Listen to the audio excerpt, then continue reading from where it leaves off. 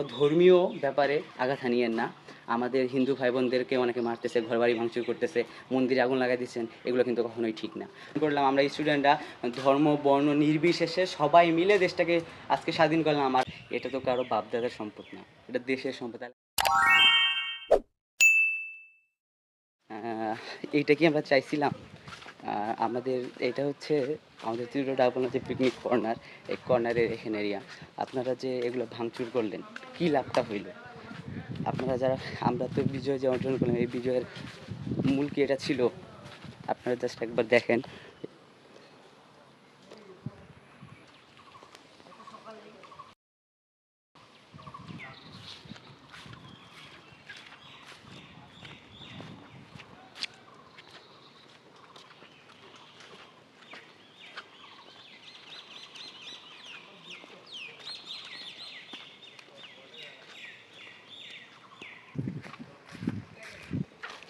তো এইটা হচ্ছে আমাদের তেঁতুলিয়া ডাকবাংলার পরিস্থিতি। আপনারা যারা এই ভাঙচুরগুলা করছেন, আমরা হচ্ছে কষ্ট করে আমরা স্টুডেন্টরা হচ্ছে আন্দোলন করে আমরা সবাই মিলে এটা করলাম, স্বাধীনতা অর্জন করলাম, স্বাধীন করলাম। আর হচ্ছে আপনারা এই যে সেই মানে ভাঙচুর করা শুরু করে দিয়েছেন, এটা তো কখনোই স্টুডেন্টদের কাজ না। স্টুডেন্টরা কখনোই এইসব কাজ করবে না। আপনারা যে এই যে শিশুদের মানে খেলাধুলা করার জন্য শিশুরা এখানে আসে একটু ঘুরতো, একটু আনন্দ করতে পারতো, এই জিনিসটা আপনারা করতে দিলেন না। এই জিনিসগুলো যে ভাঙলেন, এটা তো দেশের সম্পদ, এটা তো কারো বাপদাদার সম্পদ না, এটা দেশের সম্পদ। তাহলে আপনারা কেন নষ্ট করলেন? এইটাই কি আমাদের বিজয়, মানে স্বাধীনতার বিজয় যে হয়েছে, এই বিজয়ের উদযাপন কীভাবে ভেঙে চুরেই করতে হবে? আর হচ্ছে যে এইসব যে ভাঙলেন, লসটা কার হইলো? আমাদেরই কিন্তু লস হলো। এখানে যে এই ভাঙচুরগুলো হয়েছে, এই ভাঙচুরের একটা বাইরে থেকে যখন মানুষ ঘুরতে আসবে আমাদের এখানে, এসে দেখবে যে কিছু নাই, সেগুলো আপনারা ভেঙে ফেলে একদম শেষ করে দিয়েছেন। ছোটো বাচ্চারা এসে যে একটু কিছু আনন্দে থাকবে, একটু সময় কাটাবে, সেটাও আপনারা রাখলেন না, একদম সব কিছু ভেঙে একদম চুরমার করে দিচ্ছেন। আর এই হচ্ছে তাহলে স্বাধীনতা? এত কষ্ট করে আমাদের শহীদ ভাইয়েরা শহীদ হইলো, আর হচ্ছে আপনারা ইয়াতে ক্ষমতা না আসতেই আপনারা এইভাবে ভাঙচুর করে দিচ্ছেন। এটা তো সেই মধ্যযুগের বর্বরতায় চলে গেল। এটা কখনোই আপনাদের কাছে আশা করি নাই। আর হচ্ছে যে যে যে, আপনারা যে এই পাশে যা ছিল এক পাশ থেকে সব ভাঙে চুরে শেষ করে দিয়েছেন, এটা কিন্তু আমরা কখনো চাই নাই। তারপর হচ্ছে আপনারা বিভিন্ন মানুষের ঘর বাড়ি পুড়াচ্ছেন, তারপর হচ্ছে আগুন লাগাই দিচ্ছেন, ভেঙে ফেলতেছেন। এমনকি আপনারা সে মানুষের ধর্মীয় ইয়াতেও আঘাত আনতেছেন। আপনারা হিন্দুদের মন্দিরে বিভিন্ন জায়গায় আগুন লাগাই দিতেছেন। এইটা কেন ভাই?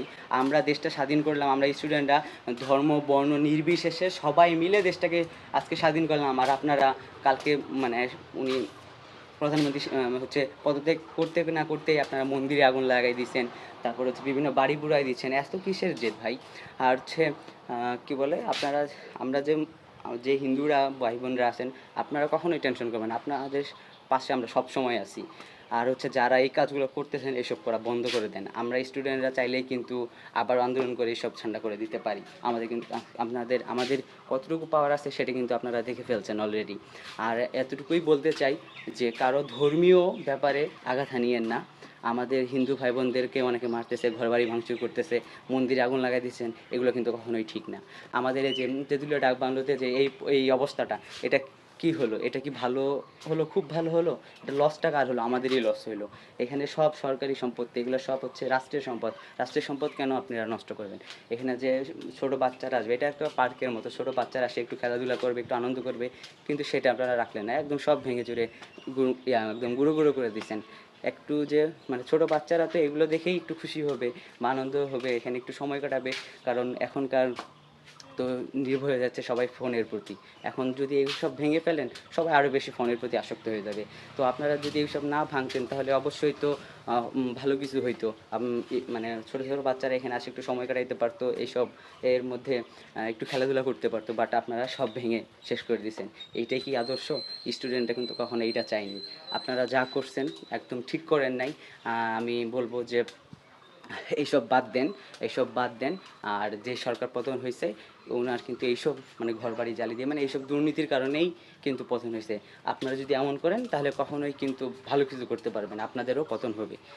আর হচ্ছে যে আমরা স্টুডেন্টরা এত কষ্ট করে স্বাধীনতাটা অর্জন করলাম, এই এই যেরকম ভাঙাচোরা স্বাধীনতা আমাদের দরকার নেই।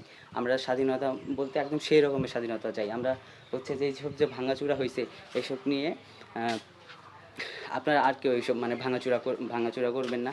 কারণ দেখেন এইসব রাষ্ট্রীয় সম্পদ, রাষ্ট্রীয় কোনো সম্পদ আপনারা লুট করতেছেন, গণভবনে লুট করতেছেন, তারপর হচ্ছে বিভিন্ন জায়গায় বিভিন্ন জায়গায় ভাঙচুর করতেছেন, ঘরবাড়ি জ্বালিয়ে দিচ্ছেন। এটা কি কোনো মনুষ্যত্বের মধ্যে পড়ে? কখনোই পড়ে না। যদি মনুষ্যত্ব বোধ থেকে থাকে ক্ষমা করে দেন। ক্ষমার উপরে আর কোনো কথা নেই। ক্ষমার হচ্ছে সবথেকে বড় গুণ। ক্ষমা করে দেন। হয়তো আপনি বুঝতে পারতেছেন যে আপনাদের তাদের প্রতি অনেক জেদ বা অনেক কিছু আছে, হচ্ছে অনেক ক্ষোভ আছে। আমি বলবো যে তাদেরকে ক্ষমা করে দেন, তাদেরকে মাফ করে দেন। যেহেতু এতটা ভাঙচুর হয়েছে, এখন জানি না এটা কীভাবে কী ঠিক করবে। আমাদের একদম মানে দেখার মতো যা যা ছিল তেঁতুলিয়া ডাক বাংলোতে সব ভেঙে একদম শেষ করে দেওয়া হয়েছে। আর হচ্ছে যে আমরা আর যারা এইসব ভাঙচুর করতেছেন আপনাদেরকে একটা কথাই বলবো, যতটুকু করছেন আর করিয়েন না। কারো ধর্মীয় আঘাতে, ধর্মীয় বিষয়ে আঘাত আনিয়েন না। তারপর হচ্ছে কারো কিছু কোনো ঘর বাড়ি জ্বালিয়ে দিয়েন না, কারো হচ্ছে ঘর বাড়ি ভাঙচুর করিয়েন না, লুটপাট করিয়েন না। এইসব কিন্তু পাকিস্তানি হানাদার বাহিনীরা করতো। তো আমরা সেসব করব না। তো সবাইকে ধন্যবাদ ভিডিওটা শেষ পর্যন্ত দেখার জন্য। আর ভিডিওটা বেশি বেশি করে শেয়ার করে দিন, যেন সবাই সচেতন হয়, যেন সবাই হচ্ছে আর এরকম না করে। সো সবাইকে ধন্যবাদ। আসসালামু আলাইকুম।